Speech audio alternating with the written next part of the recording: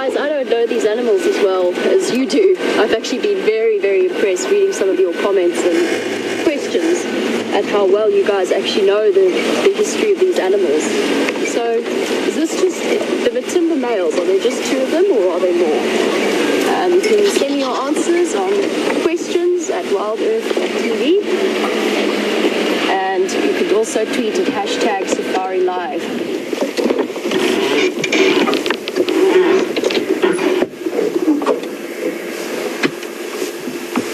Just going to shed some layers quickly while I've got the chance. Getting a little bit warmer.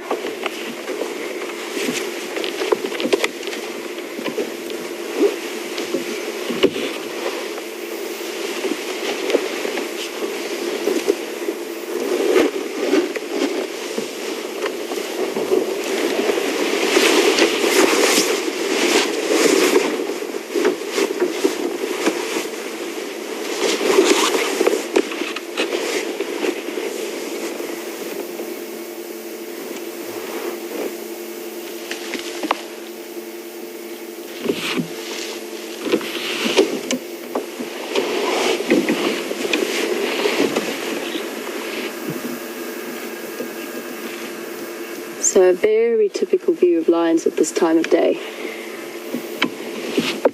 I always find it interesting when you read articles and books or you watch documentaries, the sort of typical documentaries on lions. And they always give off this image that during the heat of the day, the lions will be in the shade sleeping. And whilst that's definitely true and often the case, I've also had a fantastic experience and a very enjoyable one where I learned a great deal, where I spent 12 weeks following one particular lion pride every morning and every afternoon. And that typically meant that we were out much, much later during the day. And we were able to see that actually, even during the hottest times of the day, from June all the way to September, where it can reach well over 30 degrees, even if it's just spring, that they will actually get up, if they see the opportunity, they will actually get up and hunt, even if it's really hot and they're really full. It's just because lions are instinctive. They're opportunistic hunters. If they see the opportunity, they will go for it. And in that pride in particular, there was a young female who was just reaching adulthood, and she was pushing to learn how to hunt and provide for the pride. So she was actually typically getting up and starting the hunts. And what we saw earlier with these guys was that female picking up on the impala and going into sort of stalk mode, trying to creep around with the little babies following behind and essentially messing up the hunt.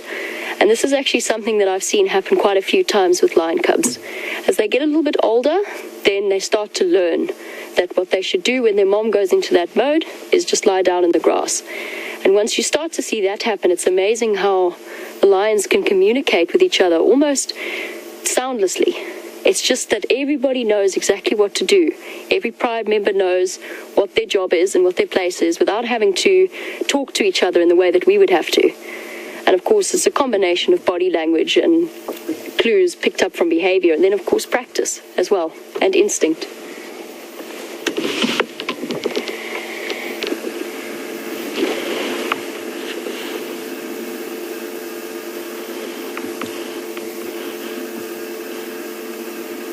Flat cat.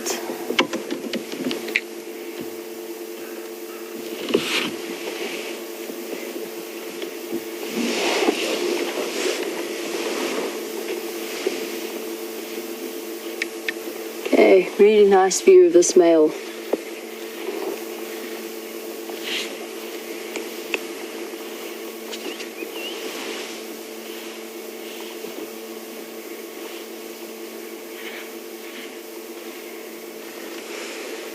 So we've got a very good question from Elizabeth from Minneapolis.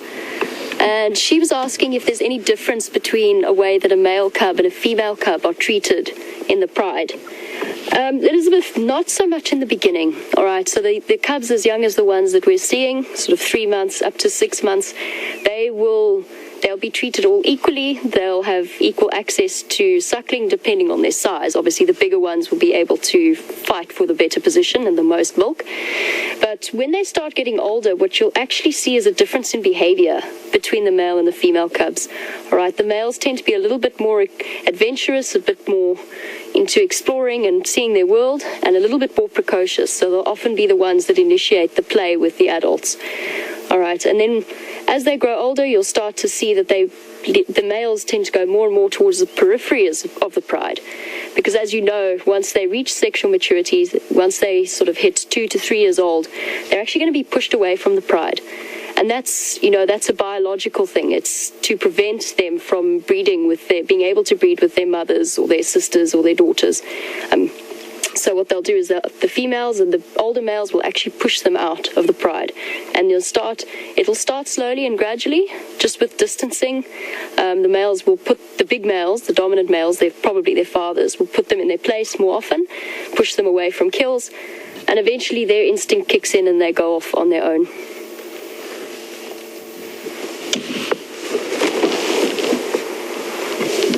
Okay, so I don't think these two gentlemen are going to move anywhere. What I would like to do is see if I can reposition just so that we can get another view of the females and the cubs. Alright, so just bear with me as I find a way around the bushes so I don't drive too close to them. I really don't, even if these lions are perfectly relaxed around vehicles, directly approaching and squeezing around next to them is not an ideal way to guide. It's not ethical. We're in their space, not the other way around.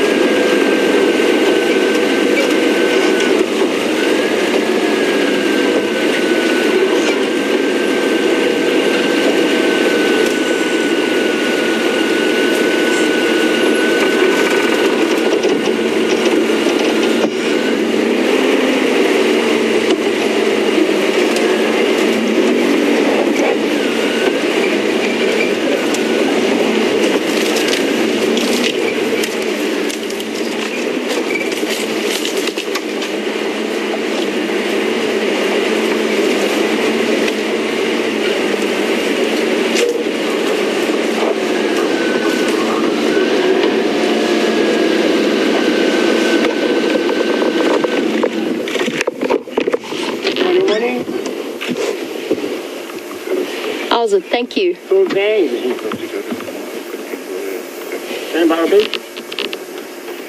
Okay. Right where we left them. Isn't that wonderful? Very, very cute. It's actually been a long time since I've seen cubs this young.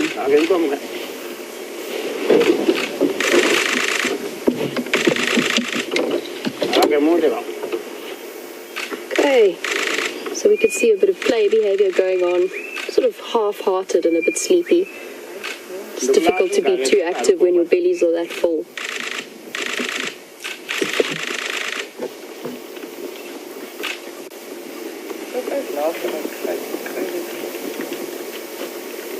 As these cubs grow older, their relationship with their siblings is one of their most important learning tools, because they'll actually learn the skills that they need to hunt and to eat just by, or partly by, playing with their siblings and learning and perfecting their coordination.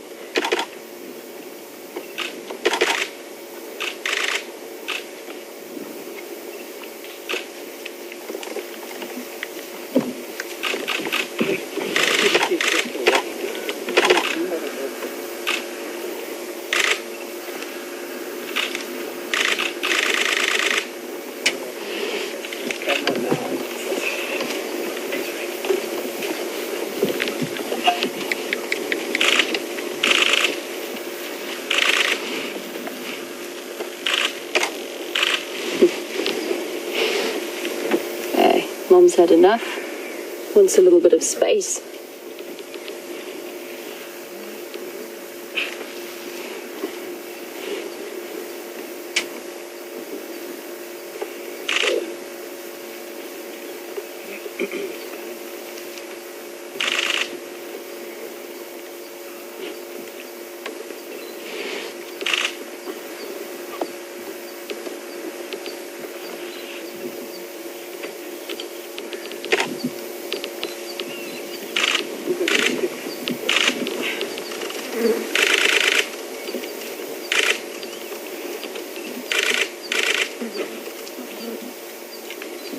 Alright guys, thank you for the updates and for filling me in on the Matimba males.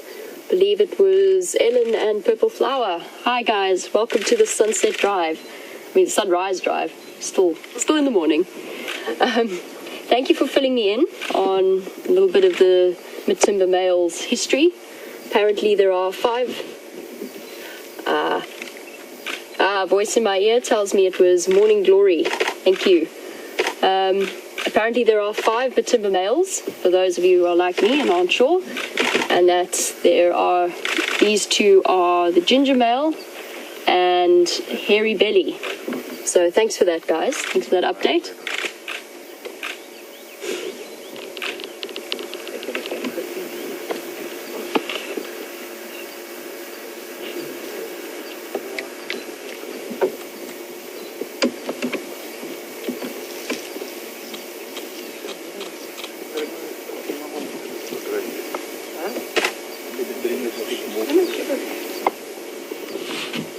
Christine from Austin, Texas. Big hello, and thank you for your question.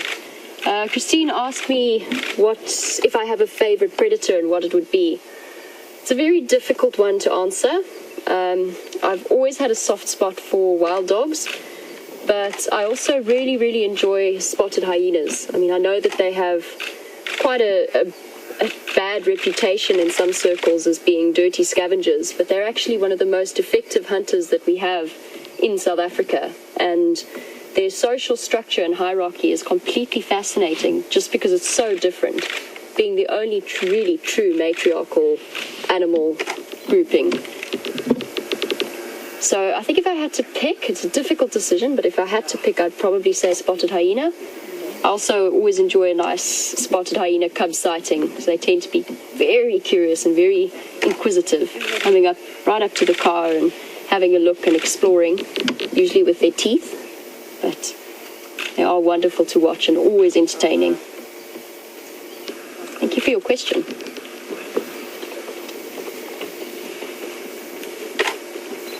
Little cub making his way to mommy. See if he can get a bit more food.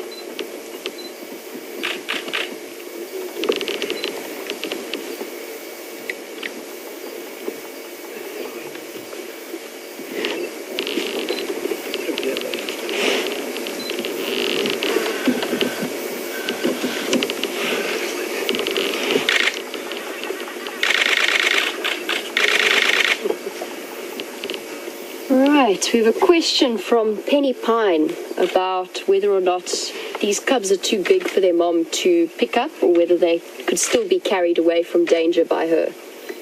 Penny Pine, they are still small enough that she could very easily pick them up, and there's a typical reflex amongst small puppies and small cubs and kittens that when they're picked up by the back of their neck or the scruff by the loose skin, they actually go limp and relax, right, as a way of aiding their mothers in carrying them and transporting them away from danger. All right, typically this won't be her approach in this case unless she only had one cub, just because she needs to be around to protect the others, and there's no way that she could pick up all of them at this point. So what she'll probably do, as was discussed a little bit earlier, is she'll probably actually take an offensive approach rather than trying to rush away and hide the cubs. Here you can see nice and clearly that she is the mom.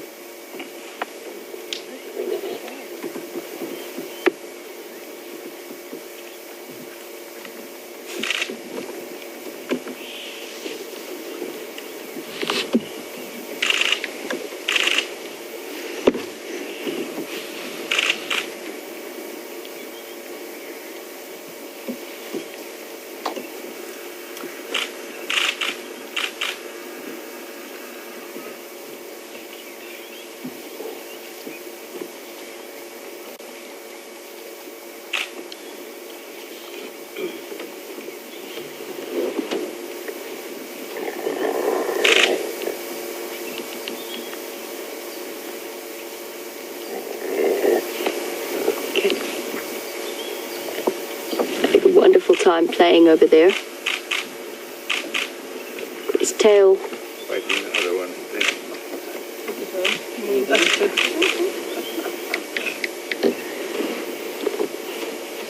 Okay. So you'll see that these guys are still young enough to have their spots.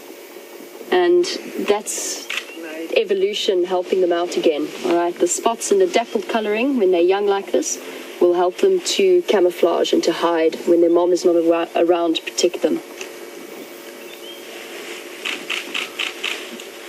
And those spots will actually, you'll still see them, I've still seen them on 2-year-old lions. It takes a while for them to actually disappear. Oh, isn't that cute? Oh, for God's sake.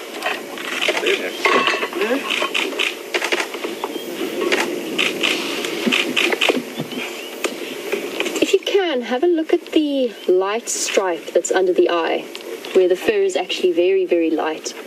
Like, that's very typical of nocturnal hunters, nocturnal predators. So things like lions and leopards, they have that beautiful highlight under their eyes, and it's just a way of making the most of the light that they have at night. So it will actually help to bounce the light in the way that, the same way that white reflects. Any light color will reflect the light. It actually helps to bounce extra light into the eye and allow them to see better at night. All right. Lions can see as well as night as we can see during the day. Incredibly good night vision. And then if you look at something that is more of a daytime predator, so a diurnal predator, something like a cheetah, they've actually almost got the opposite effect. So those dark tear marks that run down their face, the black stripes down each side of their nose, that's actually a way of preventing glare and helping them out when they're hunting. In the same way that, say, sportsmen will put on their dark stripes underneath their eyes. So very interesting how nature has found a way to help the animals out.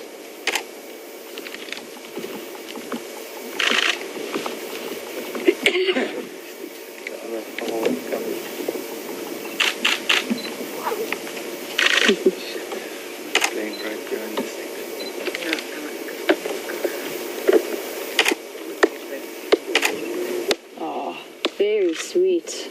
Climbing over mom.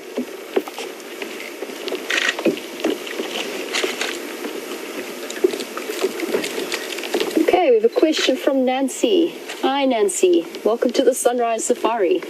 Nancy wants to know how old these cubs are. Obviously, I don't have an exact age for you, given that you don't work here, but I would say roughly around 3 months, from what I understand, and just judging by their size. All right, any much younger than this, and the mom actually keeps them hidden for quite a long time.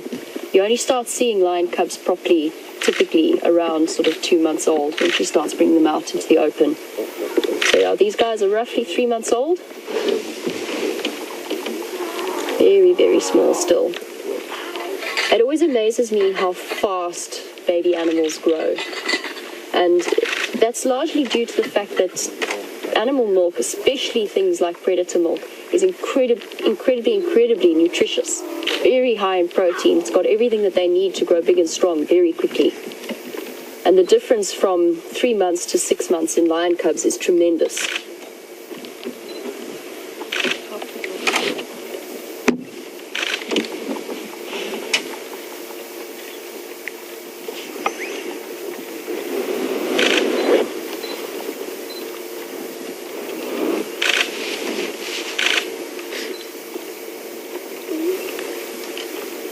So Dan in Philly has a question for us. He wants to know what age the cubs will start eating meat. All right, I've seen cubs at sort of 6 months old actually start to investigate carcasses. But even these cubs now, if the females kill something, they'll go and have a look at the meat.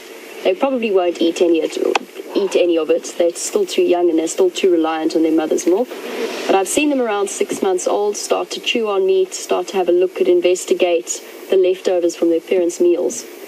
And from then on, they'll start to wean slowly off the milk and more onto purely meat-based. It's very important for the females to actually get the cubs weaned as quickly as possible, because milk production for any animal is actually quite a strenuous activity, especially if you're living from meal to meal. So she wants to be able to get the cubs moving and eating the same diet as they are as quickly as possible so that her body can save its resources. Trying to escape again. We're not going to let her.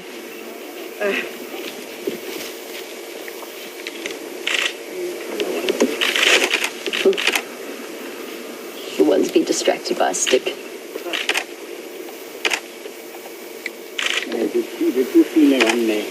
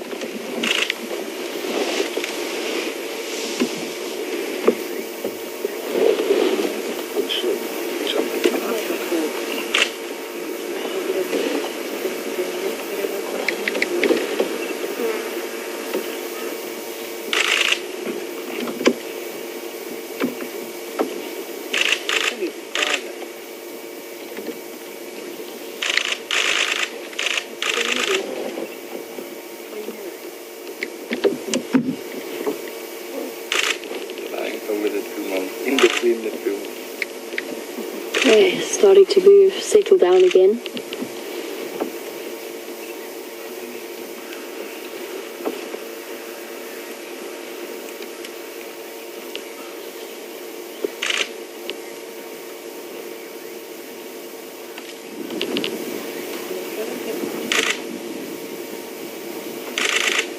Hey, we have a question from Billa Ray. Welcome to the Sunrise Drive. They ask if there's a reason that the two cubs have been playing almost exclusively with each other and that the third is sort of been a little bit separate from all of the action and kind of keeping to itself, and whether or not this cub is actually the runt. I wouldn't say so. There doesn't seem to be much size difference between the cubs. It could be that you're seeing a difference in gender just early. It's very difficult to actually determine what gender these cubs are at the moment, just because they're so small and they don't really present the opportunity to determine what they are. But it could be that we've got two males and a female, and that the female is just keeping away just from the slightly boisterous brothers. But it could also just be that that cub is not in the mood to play like that at the moment and will be up for it later. I'm just going to reposition slightly just so that we've got a better view.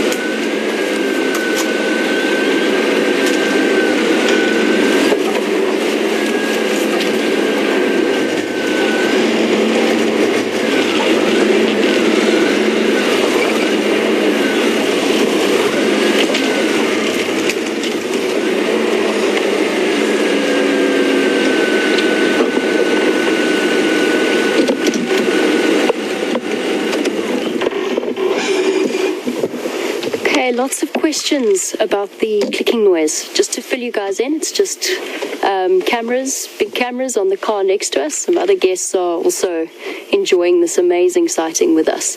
So that's what the clicking sound is.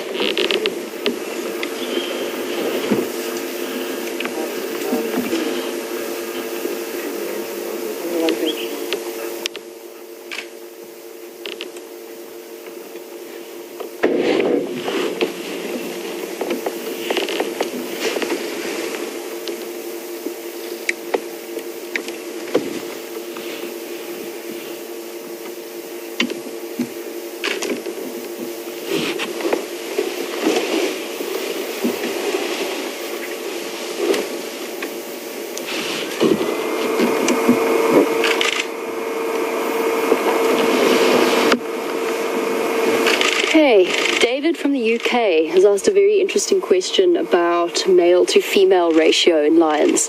And he was saying that you often get the impression that there are far more females than there are males. And he was asking whether or not this is because the males are more dispersed and if it is really just a 50-50 ratio. David, as far as I know, typically it will be a birth of 50-50. Genetics generally goes towards that. There's not much in the way of sex selection before birth.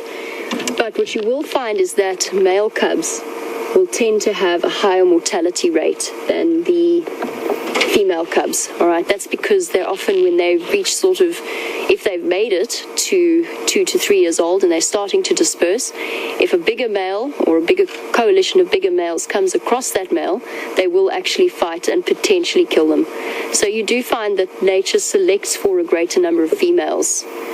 And that makes sense in terms of the idea behind what species want, and species just want to propagate. Essentially, they move towards ensuring the survival of the species.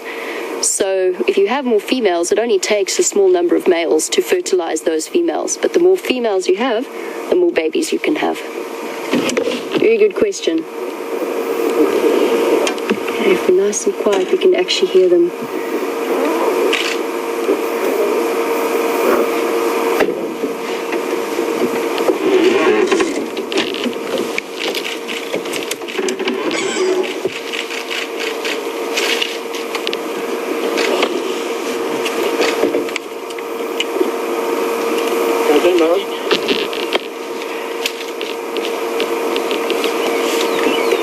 Really nice, comfortable, happy family scene. The sounds that you're hearing from the cubs is a combination of play, and then also they're begging. They are actually begging mom to let them suckle. And you'll see that it's very common with most animals. I don't know if there were any viewers who were watching the sunset drive last night, but we saw the same thing with the hyena cub, also making a very whiny sound, trying to beg. And lots of animals will do that. All of the animals will do that. And then when you see them start to suckle, what they'll do is they actually stimulate the mother's milk production. So for those of you with domestic cats, when you see your cat kneading with their paws, all right, that's instinctive, and it's a comfort thing when they're comfortable with you. And it stems back from when they're kittens and when they were actually stimulating their mom to produce the milk. And that happens with all animals. I've seen buffalo do it there, and it's actually, you start to feel a bit sorry for the poor mother because they'll actually headbutt. And when their horns are coming in at sort of 6 months, you can imagine it's not that pleasant.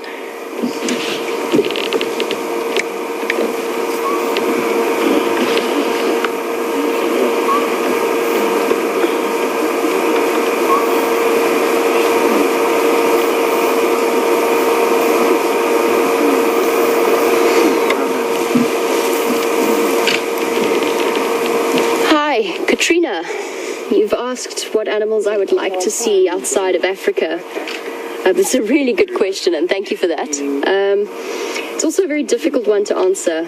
I've always wanted to see polar bears, just because they're so foreign to me. They're so far outside of my typical experience. As you know, we don't get any bears in Africa or in South Africa, so they're so far outside of my realm of experience that I would just love to see them and experience them. And then I've always wanted to see whales. Some of the big whales, something like a blue whale or a southern right whale or humpback whale.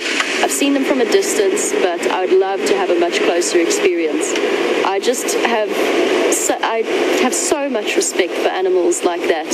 And they've done studies into whales and dolphins, and they have nerve pathways in their brains that only we have, and the great apes have, and that whales and dolphins have. The only animal that we have in South Africa that has the same nerve pathways that's connected to social and emotional development is actually elephants, which is one of my favorite animals to view in the bush. All right, we're just going to let these guys move out, and then hopefully we can take their place, maybe move around these bushes.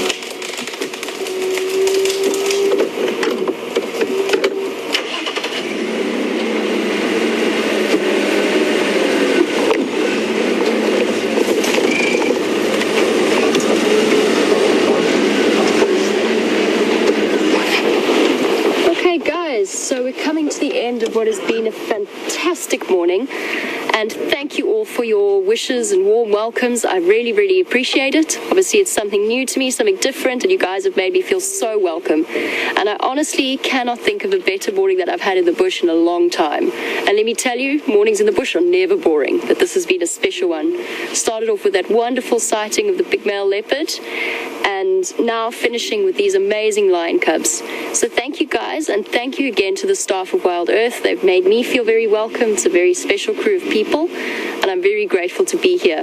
It's been a spectacular experience. So thank you. And we're going to finish off by watching this wonderful pride of life.